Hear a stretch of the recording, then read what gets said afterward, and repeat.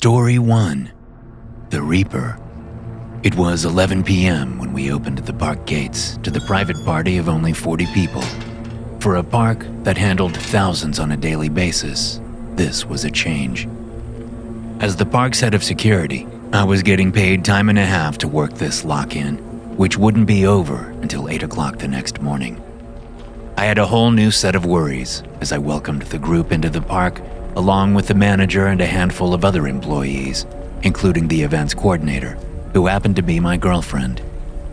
The overnight celebration was for a young man's 21st birthday, and it was the first lock-in we'd ever done. Personally, I didn't like being in the park after 10 at night.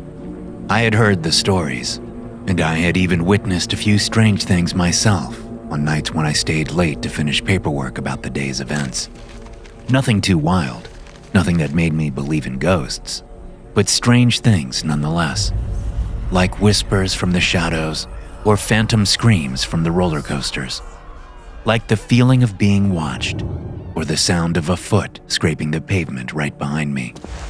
Little things, creepy things. But time and a half was good money. The kid's multi-millionaire dad had made it worth our while to have the party here.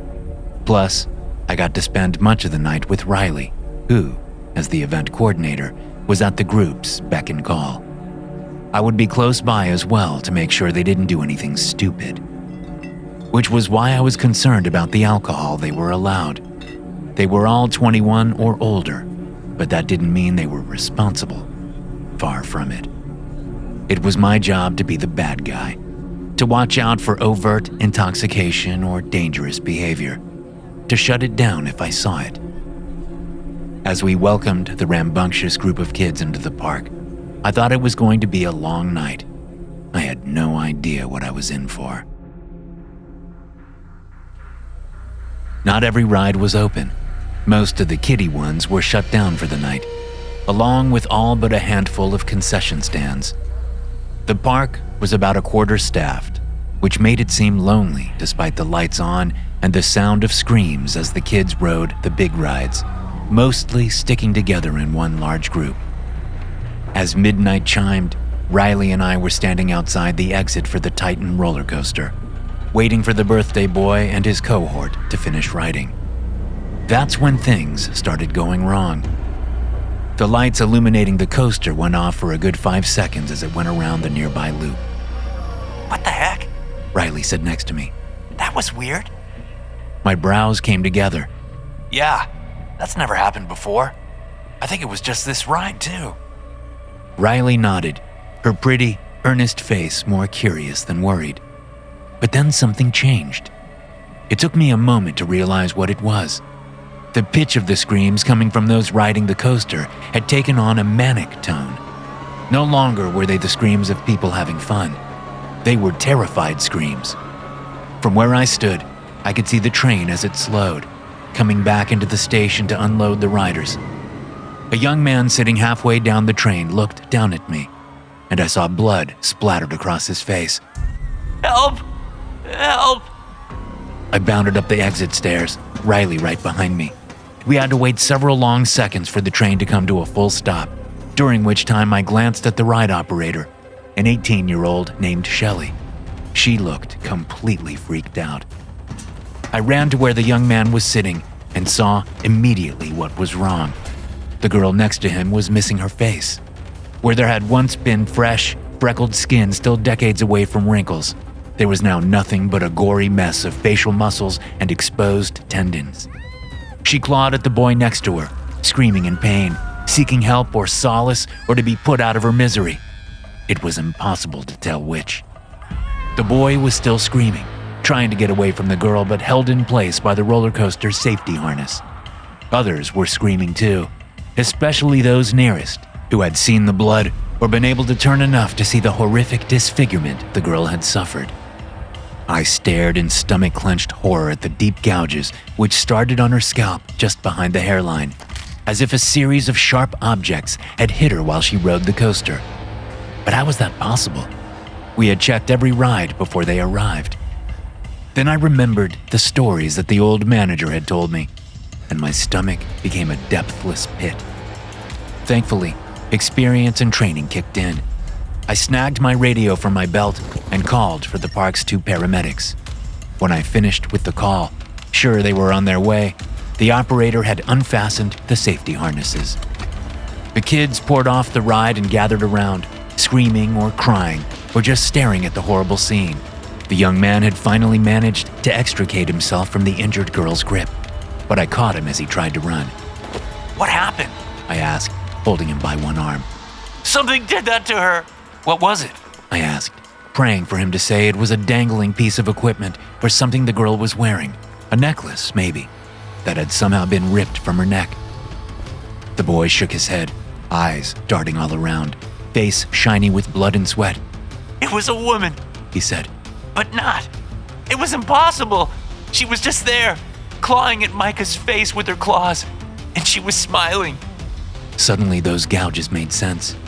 It was as if 2 sets of claws had been dug into the girl's scalp, and once the claws got under the skin, they ripped down, taking her face off. Party's over, I yelled at all the bystanders. Everyone out of the park, now! Elam, the manager, came rushing up while the paramedics were still working on the young woman. 911 was called and an ambulance was on the way. Some of the crowd, including the distraught birthday boy, had gone down to wait beside the ride, still trying to process what had happened to their friend. Others stood around with their phones out, recording the scene. I wanted to slap the phones out of their hands and tell them to leave, but I resisted the urge, knowing it would only make things worse.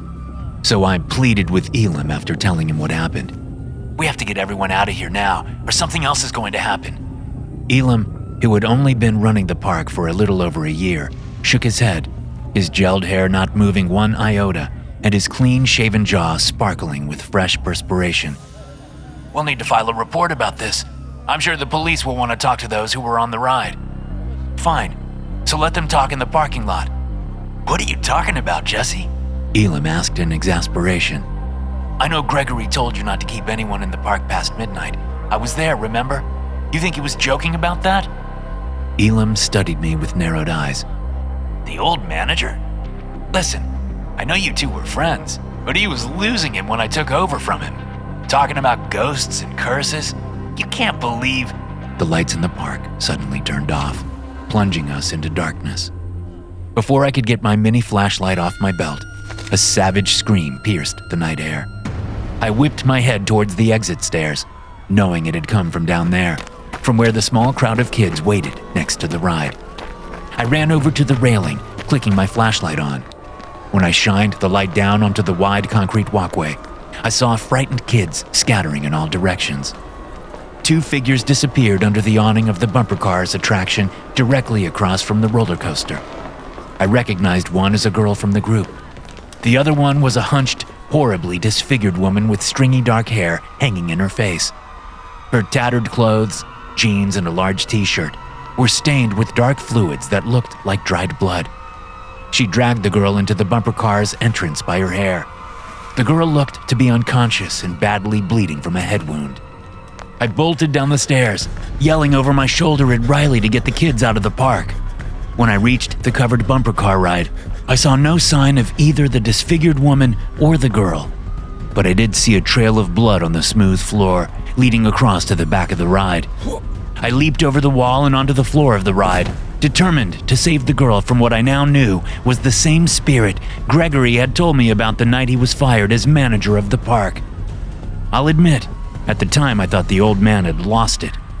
We had also been drinking, having gone out to a bar after his last shift.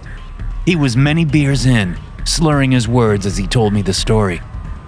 Even though I had experienced strange things in the park after dark, I didn't believe the man's words. I thought he was just having a laugh, or he really was messed up in the head because of his old age. He was 79 when he was fired, after all, and he'd been working at the park in some capacity for most of his life. But now, after what I'd seen with my own eyes, I couldn't ignore the disturbing story he told me. As I raced across the bumper car ride, the lights suddenly came on. I stopped, looking around at all the empty bumper cars that had been left haphazardly sprawled all around, searching for some sign of the girl. A humming sound came from behind me. I just turned in time to see one of the cars racing toward me. I jumped, but just a second too late. The front of the car hit my calves, causing me to fall, my back smashing painfully into the steering wheel before I toppled off to the floor. Now it seemed all the cars were moving, and they were all heading toward me. I lurched up from the floor and jumped just before two bumper cars collided right where I'd been. They were moving much faster than was possible. Despite the rubber bumpers, it was likely they would break some bones if two of them hit me at once. I ran awkwardly over a couple of cars and then got back to the floor, racing for the back of the ride. Another car came zipping at me from the side just as I reached the back wall. As I leaped over the barrier, the car crashed into it, punching a hole in the wood the size of the front of the car. I landed in a narrow alley between the back of the bumper cars and a burger place on the other side. Not knowing where the woman and the girl were, I was unsure where to go. Following my gut, I used my skeleton key to go through the back door of the closed burger place. I moved through the small eatery and out to the front, which was open onto the walkway with no doors or windows. I looked left, nothing. But when I looked right, I spotted them. The woman dragged the unconscious girl down the concrete walkway. All the lights were off in this area of the park, except for those on the ride known as the Reaper. Racing toward them, somehow with my flashlight still in my hand, I had no idea what I was going to do. How do you fight a ghost? If I had a gun on me, I might have tried to shoot her, but I doubted it would work. Then a part of Gregory's story came back to me. The end. He had told me what to do to stop the vengeful spirit, or at least to placate her for some time. But it was a ridiculous idea then, and he was even more ridiculous now. There was no way I could do it. No way. As I neared them, I yelled at her to stop. It was all I could think of. She turned, glaring at me with distorted eyes out of a face that looked as if it had been crushed in the gears of a roller coaster. And if Gregory's story was to be believed, that was exactly what had happened. Snarling, she dropped the girl's legs and turned to face me. So yelling didn't work as I'd intended. From a pouch on my belt, I pulled out a collapsible baton and extended it to its full length. If she could rip one girl's face off and carry another one, she had to be real, physical. I could damage her. I moved in, baton in one hand and flashlight in the other. She came at me, sharp claws still glistening with blood from Micah's face. My first swing missed badly, and she dragged her claws down my forearm, opening gashes in my skin. But I managed to hang on to the baton, and I punched her in the side of the head with my left fist, the small flashlight held like a bludgeon. She was real all right, and she could be hurt. I hit her next with my baton. She went down to her knees and I hit her again. The circular tip of the baton sunk deep into her already mangled skull. I pulled it out as she swiped at me, this time cutting through my black pants and into my thigh.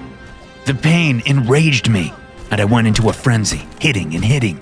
She went down, and I kept swinging, smashing her head to bits. Pretty soon, the only thing left was her twisted, broken-toothed smile. The rest of her head was a mess of black blood, shattered skull, and rotten brains. But I kept hitting her, vaguely aware that all the park lights had come back on. I kept hitting until a familiar voice brought me out of my rage. Jesse, what are you doing? I stopped, turning to see Riley standing a few feet behind me. Did she not see the mangled woman on the ground? I turned and found that she had disappeared. There was nothing there. Nothing but a patch of dented concrete where the steel tip of my baton had done some small amount of damage. But the girl was still nearby, still unconscious. We've gathered everyone at the front gates, Riley said, still studying me closely. Help me get the girl so we can get out of here. I put my baton away and threw the girl over my shoulder in a fireman's carry. I followed Riley back to the front gates, ignoring the pain in my leg and arm. When we got there, 2 police officers were stepping inside, led in by Elam. Outside, I called. Let's do this outside the gates. But as soon as I finished saying the words, I knew it was too late. Every light in the park shut off once again. Every light but those of one ride, the Reaper. It was a completely black roller coaster with several pitch black tunnels along its length. And, according to Gregory, It was the same ride on which a woman died a horrific and slow death nearly 30 years ago. The woman, the park owner's wife, had somehow fallen into the gears of the ride in one of these tunnels where the train slowed down quickly and then went up an unexpected steep incline before plunging back down again at a sharp angle. All of this happened in the pitch dark. It was ruled an accident, but it had happened just after midnight. The only people in the park were the owner, his wife, and a couple of employees to man the rides. As the lights shut off, I looked over toward the ride, which was illuminated by black lights about 50 yards away. When I looked back, I saw that 2 Buddy the Bear park mascots had appeared, standing directly behind the 2 police officers, blocking the gate. None of the mascot employees were working tonight. The costumes should have been hanging in the locker room. Before I could open my mouth to warn them, both mascots attacked the officers. One yanked a blonde-haired cop off his feet with incredible force and jammed his head between 2 wrought iron vertical bars of the gate. But the cop's head was too big to fit. As the mascot jammed it through, the man's skull collapsed with a grisly crunch. The other mascot went for the dark-haired cop, grabbing him by the neck from behind. Although the mascots didn't have claws normally, this one did now, and they sank deep into the flesh on either side of the cop's windpipe before they were yanked back, opening the man's throat. Blood splattered Elam, who stood nearby with the keys still in hand. The group of kids screamed and scattered, running away from the horrific scene, which had taken all of 5 seconds from beginning to end. The mascots, now done with the cops, started toward the rest of us. I thought of how many other mascot costumes we had. There were a dozen. Were they all alive? I knew exactly what I had to do. I didn't like it, but I figured it was the only way to get most of us out of the park alive. With the girl still on my shoulder, I grabbed Riley by the hand and pulled her with me, heading toward the Reaper ride. This way! I shouted. Come with me! 10 of the terrified, half-drunk kids heeded my advice and followed us, along with a half-dozen park employees who knew and trusted me. We rushed up to the Reaper and told everyone to get into the ride's black train. Jesse, what the hell are you doing? Riley asked. How is this? Just trust me! I shouted. Trust me, this will work. It has to work. They're coming! One of the kids screamed, pointing at 2 new mascots, Timmy the Turtle and Rascal the Raccoon, coming toward the ride. About half of us jumped on board. They were mostly park employees. I made sure the front 2 seats stayed empty. I grabbed one boy I knew well and told him to start the ride and then run for it. He agreed readily enough. It was a small mercy. I got the unconscious girl loaded into a seat and then took the one next to her. Okay, start it up! I shouted, hoping no one would notice that I hadn't fastened the girl's harness properly. The kid did as I asked, starting the ride and then running for his life down the express lane entrance and away from the approaching mascots. The train pulled from the loading bay. It was a surreal experience, riding a roller coaster with a bunch of other people, but not hearing a single happy exclamation from any of them. Instead, over the sound of the ride, I heard occasional whimpers or sobs. When we reached the longest dark tunnel of the ride and started up the incline, pulled by a chain that hooked to the underside of the train, I did what I had to do. The sound was horrific as the gears mutilated the young woman's body, the crunching of bones and squelching of organs rupturing. They were sounds I will never forget. When the ride ended, we pulled into the station to see that the rest of the lights in the park had come back on. But, more importantly, the 2 mascot costumes were lying lifeless and empty on the station floor. Riley, who had been sitting a few rows behind me on the ride, came up and reached for my hands. When she saw that the girl was gone from the front seat of the ride, she stopped short. She looked into my eyes, and I met her gaze. I had done what I had to do. I'd saved her life, among dozens of others. This was clear as we moved through the park, gathering everyone up again. There were no more attacks, no more strange happenings. But Riley could never look at me the same again. 2 weeks later, she ended things between us. I can't say I was happy about that, but it was a small price to pay. If I had to do it over again, I would. But the threat isn't over. I only appeased the spirit with the sacrifice. She'll be back if we ever open the park at night again. As long as Elam and I are here, it won't happen. But what about 20 years from now, when new people come to take over? Will they believe what I tell them, or will they just think I'm some crazy old man? As much as I don't want to admit it, I think I know the answer. Story 2. I bought a haunted theme park. I can't believe you bought this place without telling me, Rachel says as we pull up outside the abandoned theme park. You were supposed to keep the blindfold on, I say, not really surprised that she took it off. After 12 years, I know her well enough to predict such things. As I guessed she would, she ignores my comment and stares out the windshield as I cut off the engine. The headlights shut off, no longer obstructing our night vision. The park, which has only been closed for a few months, looms in the night like a graveyard. Beyond the locked chain-link gate, the roller coaster tracks look like massive spines. The buildings and other structures look like carcasses and grave markers. How much did it cost? It's a good investment, I tell her, keeping my voice neutral. I can tell she's angry. How much? Remember how I've been saving money for an investment of my choosing? We discussed this before. I don't see the problem. Do you need more money or something? Rachel scoffs. I just wish you had told me, that's all. Then it wouldn't have been a surprise. I thought you would be pleased. I bought us a haunted theme park. Rachel rolls her eyes. Come on, you don't believe that stuff. I don't, but you do. That's part of why I got it. I figure we can play to that strength. With all your expertise in the world of ghosts and goblins, we can make this the premier haunted park in the country. After we fix those issues that caused all those horrible deaths, of course. You know I don't believe like that, she says. It's just kind of fun, you know?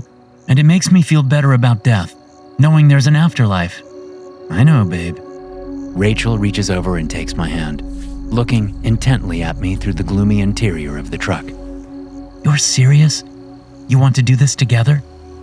I nod. Headlights appear behind us, illuminating the cab. But I have another surprise for you. Right on time. Come on. As I get out of the vehicle, I see Rachel look at the approaching SUV. I see the moment she recognizes the Ford. Her beautiful face changes from a look of heartfelt appreciation to one of barely contained fear. Then the headlights shift away, and her face is plunged into darkness. When I get a good look at her again, she's outside the truck, standing beside Mark's SUV, and her face is back under control. She smiles kindly at Mark as she gets out of the vehicle. Holy shit, you really did it, didn't you? Mark says, rushing around to pull me into a hug. I hug him back. I sure did. You crazy bastard. When we separate, my stepbrother and my wife share an awkward one-armed hug and a few muttered words of greeting. Well, I say, pulling out the keys to the locked gate. Shall we? As far as theme parks go, this one is on the smaller side. If it was any bigger, I wouldn't have been able to afford it. Built on a lakeside lot in the downtown of a struggling Appalachian community, Mystic Bay Park has a lot of history behind it, not all of it good. Then again, if it hadn't been closed recently after a horrific fire, I never would have been able to afford it. So I count myself lucky as I walk past the box office and start down the central aisle of the park. Rachel walks a few steps behind me and to my right, while Mark does the same on my left. Don't the lights work? Rachel asks, a little fear in her voice. It's so dark. I have an appointment to get the power turned back on Monday, but you're welcome to use the flashlight on your phone. Two pools of weak light come on, one after the other, as both my guests heed my suggestion. Concession stands, souvenir shops, and face-painting stations line the thoroughfare before it opens wider to reveal a big roller coaster on the right and a Ferris wheel on the left. I remember spending my summer days here as a kid. It only took 4 or 5 hours to ride all the big rides, but there were other, smaller attractions to check out. I got to know the place really well way back when. That was before my parents divorced, before my mom remarried Mark's dad, giving me the brother I always wanted. We soon moved 50 miles away to live with Mark and his dad, so my summers were no longer spent at Mystic Bay Park. I had Mark to play with after that, but the park always had a special place in my heart. Now, All the little nooks and crannies come back to me. I spot a narrow alley that runs between a restroom and a cafe. Oh, let's go this way. I say, angling toward the dark alley without waiting for an answer. Can't we do this during the day? Rachel asks. I turn around. Come on, let's just explore it a little bit. If I remember correctly, this comes out right next to the Fright House. If there are ghosts hanging around here, I bet we'll find them there. Besides, there's going to be a bunch of construction and repairs going on during the day. Now's our chance. Rachel looks to Mark for support, but he smiles and shrugs. My wife rolls her eyes. Fine, just half an hour, but please tell me we're not going to where that awful fire happened. All those poor people. No, that's on the other side of the park. Besides, they got that all cleaned up. Nothing there but an empty dirt field now. No evidence there was a fire. Still, it gives me the creeps. I resume walking, slipping into the narrow alley. I promise we won't go near it. They both come forward and squeeze one by one into the alley. I rush ahead, excited, only stopping when I hear Rachel cry out behind me. What? Did you hear that? I didn't hear anything. I did, Mark says. It sounded like something was scratching on the other side of this wall. Mark pats the restroom wall to his left. That's right, Rachel says. Something big and frantic. I shake my head. Probably just some rodents or a cat or something. Come on. After passing through the long alley, we come out on another thoroughfare. Just as I remember, the Fright House is down the way and to my right, sandwiched between the bumper cars and the tilt-a-whirl. I head immediately up the ramp and past the podium where the park employee would keep people from walking through too soon so that the animatronics and noises and other effects would have a chance to reset for the next group. The entrance is shrouded by hanging strips of cloudy plastic stained with fake blood, just like I remember. Standing here, I feel a tickle of anticipatory fear for the first time in a very long time. This Fright House used to scare the hell out of me every time, even when I knew exactly what was coming after walking through it dozens of times. I wanted to be scared. It was fun, being scared and knowing that nothing was going to happen, that I couldn't be hurt by any of the pranks inside. Ben, what's the point of doing this now? Mark says as he and Rachel trudge up the ramp. With no power, nothing will work. I just want to see if everything's the same. Come on, guys. Please, it won't take long. Rachel is busy looking over her shoulder, arms wrapped protectively around her. What's wrong? I ask. I think there are some kids in here. I swear I just saw someone running across up there. Did you see them too, Mark? My stepbrother shakes his head. No, sorry. I sigh. There's barbed wire around this whole park, and I locked the gate after we came in, remember? Then I smile and nudge her. Maybe it's a ghost. She gives me a look that makes me raise my hands and step back. Okay, sorry, not a ghost. But I'm sure we're the only ones here. If it makes you feel better, we'll just walk the Fright House, and then we'll get out of here, okay? Okay, Rachel says absently, peering over her shoulder again. Great. I pull out my phone and turn on its flashlight so I can see where I'm walking in the Fright House. After pushing through the strips of plastic, I find myself in a room with a bunch of dolls everywhere, all of them staring at me. There's a doorway on the other side, but to get to it, I'll have to go around a rather large and creepy-looking doll sitting in a rocking chair in the middle of the room. I remember that whenever you walk around the chair, it suddenly starts moving and a scream sounds from speakers overhead.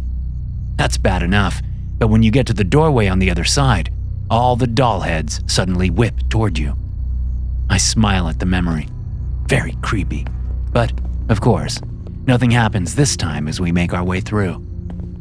The next room is clown-themed, and the one after that is littered with a maze of coffins on the floor that you have to walk past. God, I'm so glad the power is off right now, Rachel says as she makes her way through the coffins. A loud thud sounds from behind us, maybe coming from the clown room. We all turn that way, holding our breath. A coffin lid near Rachel twitches, jumping up a few inches and falling back down. Rachel shrieks and rushes away from it, wrapping her arms around Mark for protection. After a moment, she seems to realize what she's done, and she extricates herself from Mark, moving over to me and taking my hand. See, she says. "There's kids in here.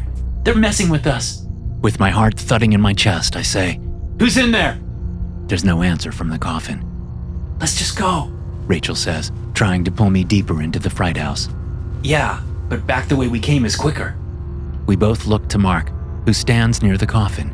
My stepbrother seems like he's trying to keep a brave face, but I can tell he's scared. "You mind opening it, Mark?" I ask.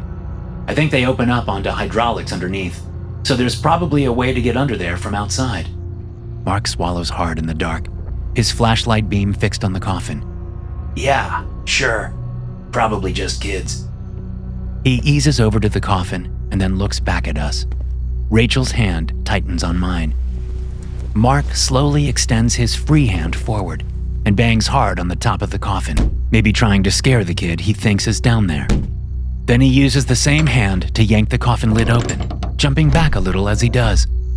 When nothing comes rushing out at him, he eases back over and looks into the casket. He shines his light on a simple hydraulic column draped in black fabric. Then he leans farther down, looking to the right of the column. "Yeah, there is a hole through the floor here," he says. "It's..."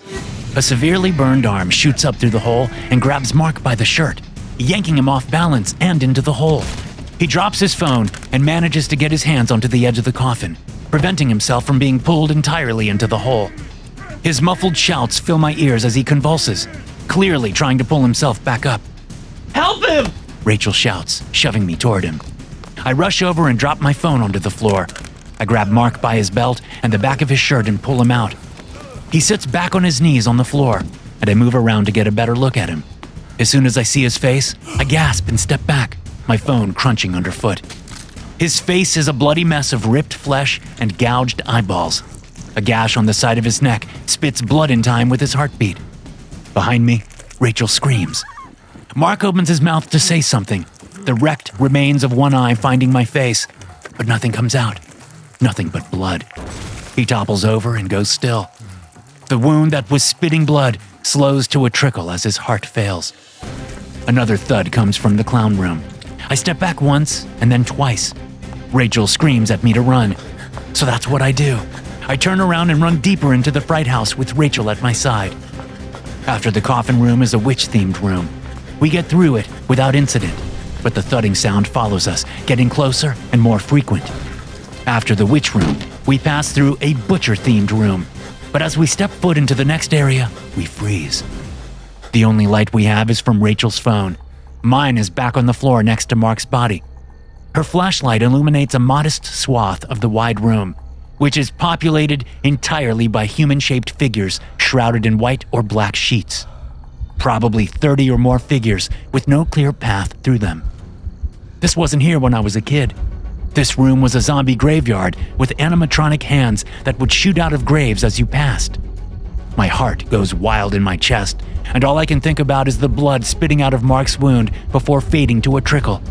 Another thud sounds behind us. Whatever it is getting closer. Rachel directs the flashlight down, illuminating 2 boot-clad feet at the base of the nearest shrouded figure. Then she shifts it again, seeing more feet in similar boots. Not every figure has boots visible. Some of the shrouds are long enough that we can't see anything.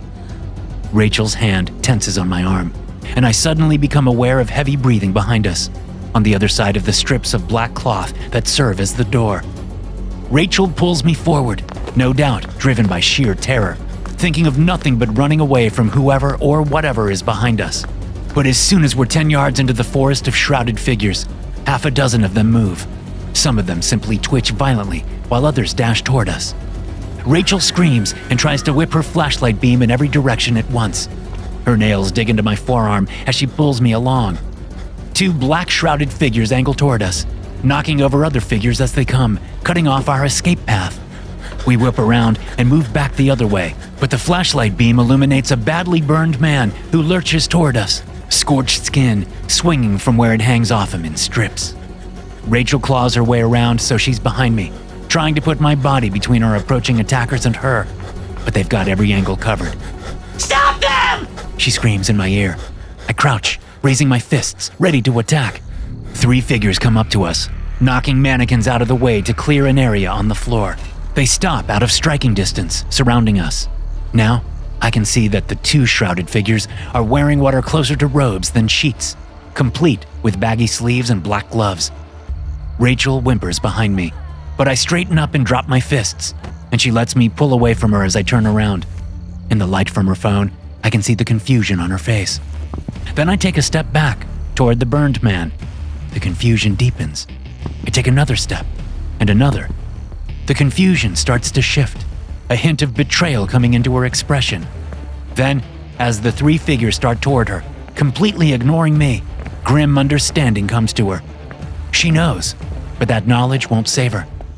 The three figures produce knives as they close in.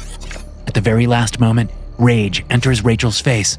She takes a swing at one of the figures, but the man parries it easily and jams his knife up into the underside of her bicep. This time, she doesn't scream, not right away. As the first man rips his knife out of her arm, severing muscles and tendons and veins, the other two plunge their knives into her. Now she screams. As she goes to the floor, these three men stab her to death just like I hired them to do. Then she dies, and her noises die with her. When it's done, the four of us stand around her dead body, which is only illuminated by the flashlight beam coming from Rachel's phone, still clutched in one lifeless hand. The two shrouded men pull their black hoods off, which feature see-through mesh at the eyes. I don't know these men's names, and that's fine. The man in the prosthetics speaks first. So what? They were sleeping together? That's what I figured too. Another one says, looking at me. Is that right? Your wife was cheating on you? Sighing, I turn to leave. Clean it up before morning. Sure thing, boss. The man in prosthetics says in a mocking tone. When I get to the doorway to the butcher room, I step behind a shrouded mannequin and reach into my back waistband, where I have a compact handgun and a concealed carry holster. Swiftly, I pull the handgun out, take 2 steps back toward the 3 men, aim, and fire. I empty the magazine, which holds 13 rounds, with 1 in the chamber that makes 14. Once I put them all down, which only takes 6 rounds, I fire wildly to make it look like I was scared for my life when I gunned my attackers down. I walk over to them, grab one of their knives, and stab myself in the abdomen, right where I researched so I wouldn't hit anything major. Then I sliced into the underside of my forearm 5 times.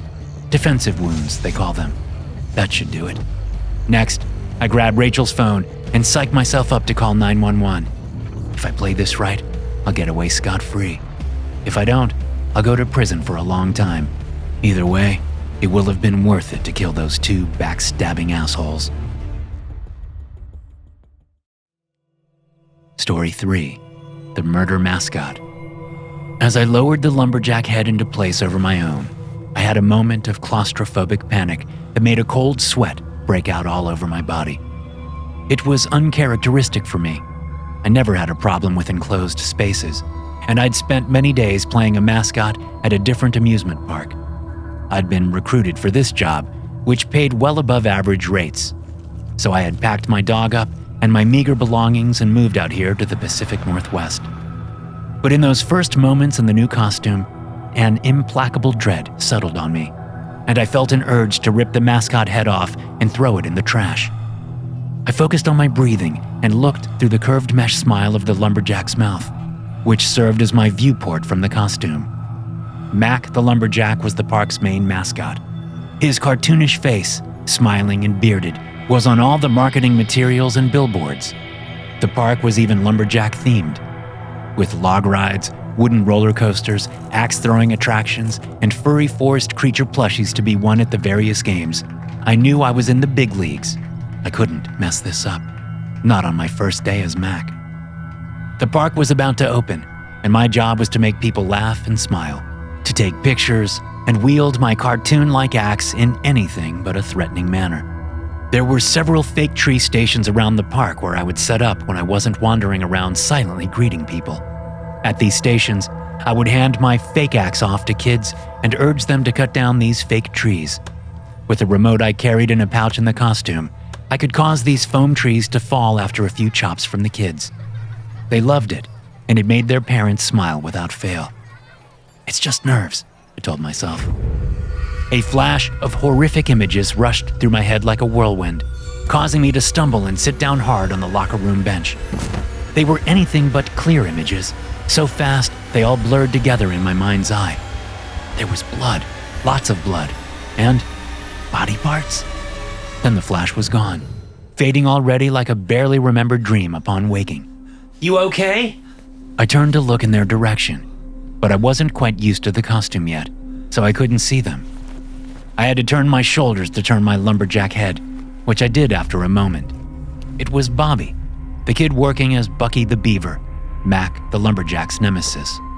He was new to the mascot world, so I'd been giving him pointers while we did a little training together. I'm good. I said loudly so my voice carried outside the costume. No problem. Bobby was dressed in the beaver costume, minus the head. He'd apparently been in here for a while, getting dressed, and I hadn't even noticed him. He came over and reached one plush hand out. I took it, and he helped me off the bench. Good luck out there, he said. You too. Remember to take breaks and drink lots of water. It's supposed to be hot out there today. Bobby smiled. Thanks, I will. The locker room clock said it was almost opening time. I headed outside, vague memories of blood and severed body parts clouding the back of my mind. I stepped into the dark bedroom and stared at my sleeping wife lying on her side in the bed.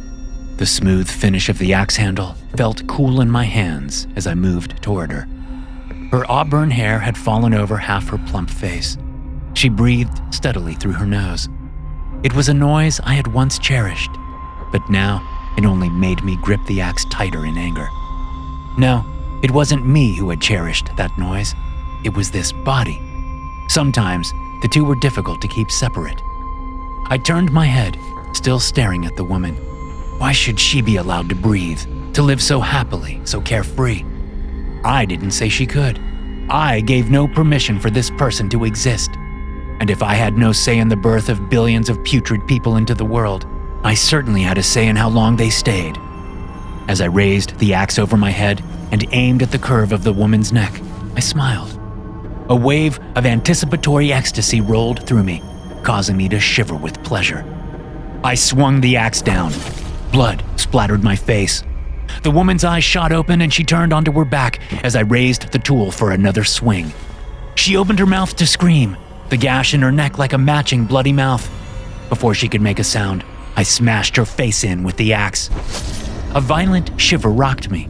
I momentarily left this body, my thoughts, my control, shrouded by a cloud of euphoria. When I came back to myself, I had stumbled against the bedroom wall. Only moments had passed in that euphoric state, and it wasn't long enough. I needed more. A small sound from down the hall reminded me that this body had made little copies of itself with the dead woman in the bed.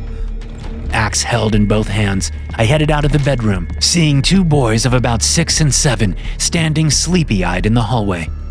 Blood dripped from the axe with a soft clock-like ticking. Both boys looked at me in confusion, but only one spoke. Daddy? I started forward, raising the axe.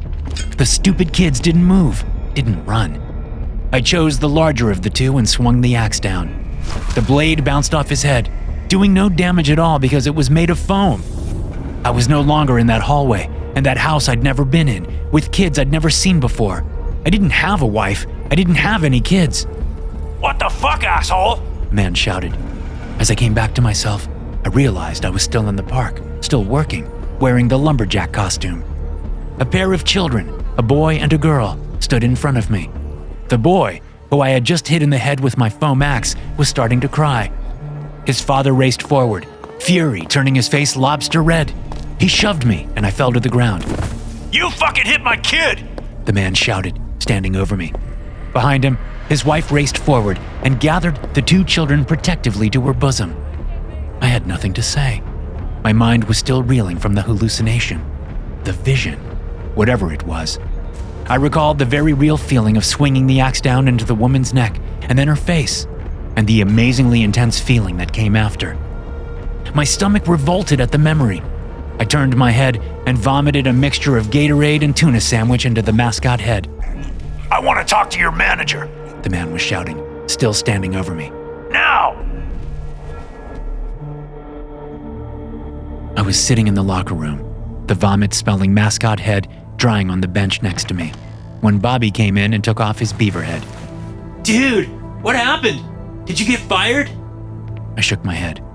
No. Tony and Mr. Olson managed to calm them down by refunding the cost of their passes and offering them a bunch of free food and drinks. But I got a good reaming. And I deserved it too. I heard you hit a kid with your axe. Is that true? I leaned forward, elbows on knees, and dropped my head. I don't even know what I was thinking. It was like I was somewhere else. I think I need to see a doctor. I think something's really wrong with my head. I saw... What did you see? Something in Bobby's voice prompted me to raise my head and look at him. He'd taken a seat next to me on the bench on the other side of Mac's head. I don't know. Something crazy. Bobby's sweat-streaked face had paled as he studied me. What? I asked. What's wrong? The kid swallowed, his prominent Adam's apple bobbing. Do you know what happened to the last guy who wore that costume? I shook my head. No. I moved here from California, remember? Ever wonder why the job pays so well? Or why they couldn't get one of the park employees to do it? I shrugged. I just thought someone had seen my act at Magic Mountain and liked what they saw. Bobby shook his head. No one wants to wear that costume. Not after what happened to the last guy. What happened? I asked, stomach clenching. Bobby paused, licking his lips. He killed his whole family. With an axe. He'd only been working here for like 2 weeks when it happened. The world seemed to shimmer sickeningly around me. Was it possible? No fucking way. Bullshit, I said. But I hadn't told anyone what I'd seen in my hallucination. So how could he know? I swear. And the guy before that? What? Did he kill his whole family too? No, Bobby said. Tony burst into the locker room and marched up to us. Bobby, get your ass back out there. And you! He pointed one thick finger at me. You're coming with me to apologize to those people. Get out of the costume. Bobby scurried out of the room, taking his beaver head with him. I did as I was asked and followed Tony to make my heartfelt apology. The sight of Zinnia when I got home after dark was one I sorely needed. She barked excitedly and jumped up as I walked in the door, her tail wagging madly. I dropped my bag and knelt to greet her, giving her a hug and gladly accepting her slobbery kisses. She's a Kelpie, about 40 pounds, and coffee brown all over except for a tan-colored patch along her belly, and she was the best thing to happen in my life. Since I worked long hours, I had a doggy door installed so she could get to the small backyard, and I also hired someone to come walk her once a day. As was our routine, I grabbed the leash from its hook after we'd finished our greeting. She spun around 3 times and then raced to the door, standing still while I put the leash on and then opened the door. And we were off. As we walked, Zinnia stopping to smell things often, I pulled my phone out, still curious about what Bobby had been about to tell me before we'd been interrupted. I searched for amusement park worker murder and found a hit immediately. I clicked on the first story, and when the headline picture came up, I stopped walking. It caused Zinnia to yank on her leash. There, on my phone screen, were the 3 people from my vision. The auburn-haired woman with the plump face and 2 kids of about 6 and 7. It was a family photo, and a smiling, dark-haired man stood next to the woman with his arm around her. Zinnia whined, but I ignored her, reading the article fervently. The man's name was Dale Young, and he killed himself shortly after taking the lives of his wife and 2 sons. I kept reading. At the 6th paragraph, my bones turned to ice. This comes just months after Martin Zimmerman was found dead of an apparent suicide on park property.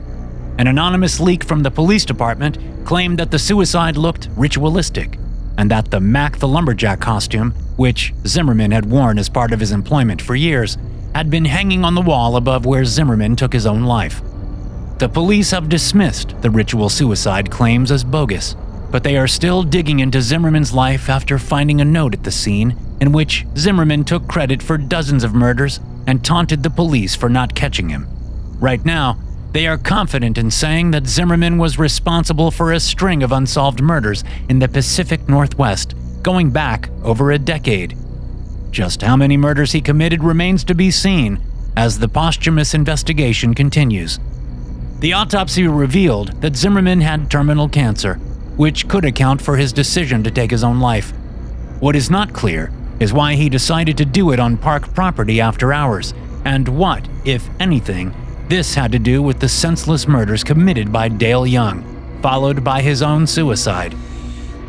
I stood for a moment and stared ahead blankly, Zinnia pulling on her leash. Then I navigated to Tony's number and called him. Hello? Is the Mac the Lumberjack costume I was wearing today the same one that Martin Zimmerman and Dale Young wore? There was a long moment of silence. What does it matter, Vince?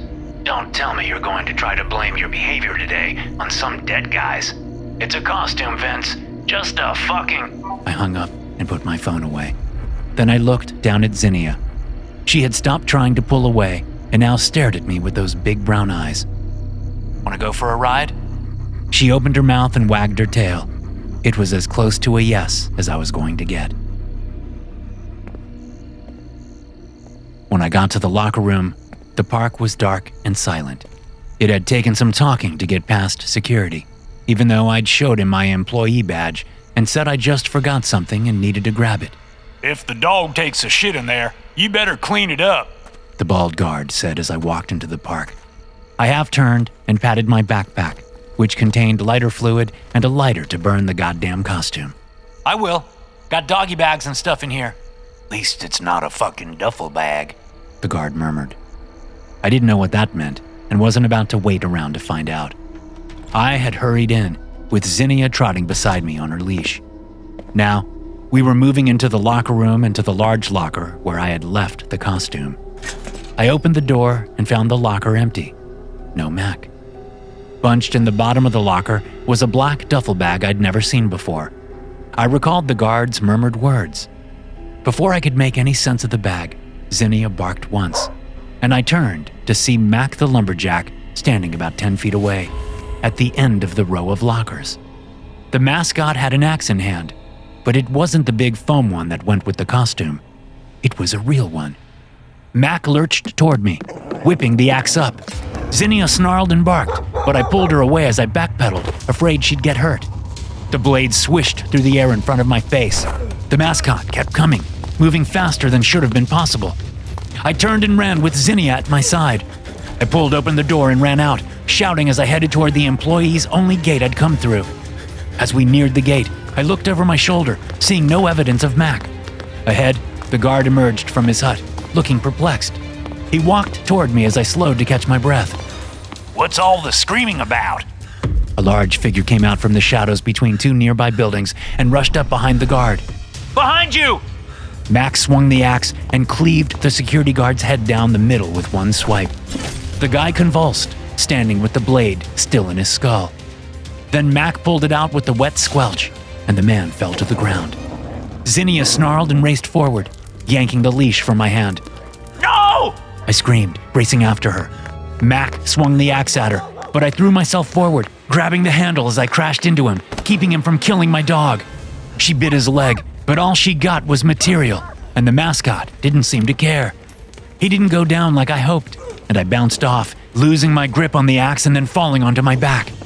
The mascot pivoted and raised the axe, aiming for my head. Before he could swing it down, Zinnia was there, leaping up and sinking her teeth into one burly arm. A pained shout came from inside the head, and I realized there was a man in there. It wasn't just some crazy serial killer spirit puppeting the mascot. Someone was in there, and he could be hurt.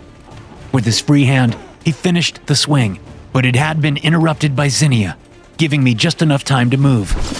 The axe blade struck me in the side of my arm, slicing into my flesh. The pain was intense, but I still managed to grab the axe and yank it out of the mascot's oversized hands.